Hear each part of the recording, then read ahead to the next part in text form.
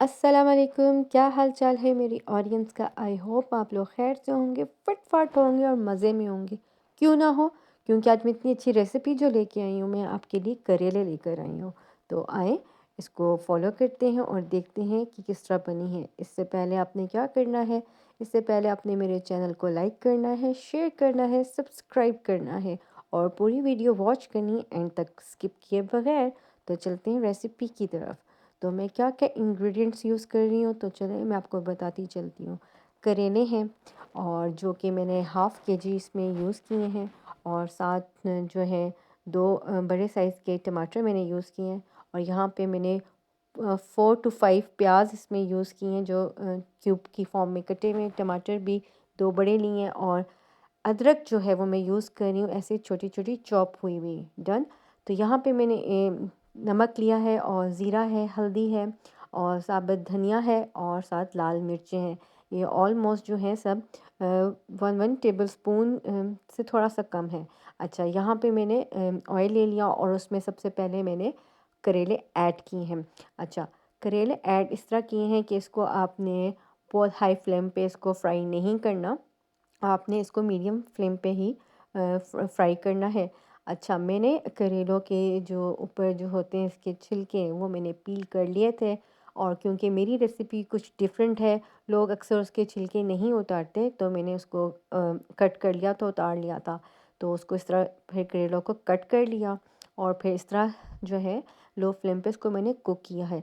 आप लोगों ने इतना इसको फ्राई करना है कि इसका पहले वो एक पिंकिश कलर आएगा, फिर वो गोल्डन आएगा, गोल्डन से थोड़ा ब्राउन आएगा, और अभी आप इसका आहिस्ता आहिस्ता कलर देखिएगा मैंने लो फ्लेम पे इसको किस तरह फ्राई किया है। इससे ये होता है कि करेलों का जो कड़वापन होता है वो ख़त्म हो जाता है, और करेलों का अपना टेस्ट भी ज़बरदस्त होता है। तो इसको आप ज़रूर फॉलो कीजिएगा, और फिर मुझे कमेंट बॉक्स में बताइएगा कि अगर आप लोगों ने बनाए हैं तो कैसे बने हैं।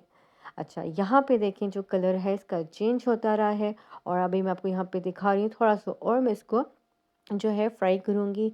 यहाँ पे और थोड़ा सा कलर मैंने इसको आपको फिर दिखा रही हूँ कि थोड़ा सा है, और अभी मैं स्पून की मदद से इसको, स्पून जो है वो चलाते रहना, और जो आगे पीछे इसकी जो है ना टर्न करते रहना है, इसको फ्लिप करते रहना है कि जो कलर आ जाए। तो यहाँ पे कलर बिल्कुल डन हो चुका था।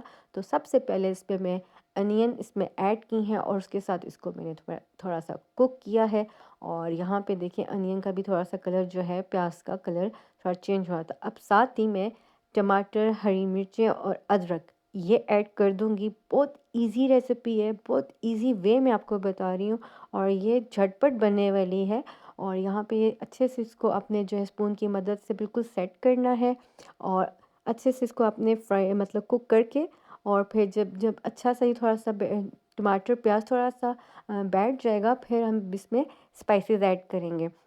तो यहाँ पे जो है ना आहिस्ता-आहिस्ता जो है इसका कलर भी चेंज हो रहा है, और यहाँ पे थोड़ा-सा मसाला बैठ भी रहा है, तो कुछ खड़ा हुआ भी है। तो अब इसमें मैं ज़ीरा, नमक, लाल मिर्च का पाउडर, सूखा धनिया का पाउडर और हल्दी इसमें ऐड करूँगी। इससे ज़्यादा आपने स्पाइसेस इसमें ऐड नहीं करने। डन।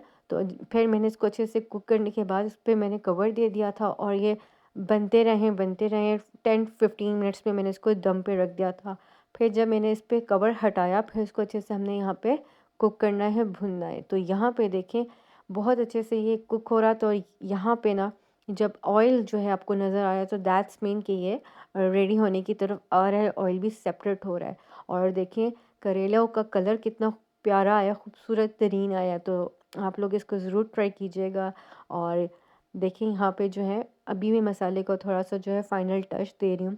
अब जो है थोड़ा-सा फ्लेम जो है मैंने लो फ्लेम से हटा के मीडियम फ्लेम पे इसको फिर एंड में कुक किया है, ताकि इसका नमक, मिर्च जितना भी मैंने इसमें ऐड किया सब इसमें रस बस जाए मसाला, और ये ज़बरदस्त किस्म का रेडी हो जाए।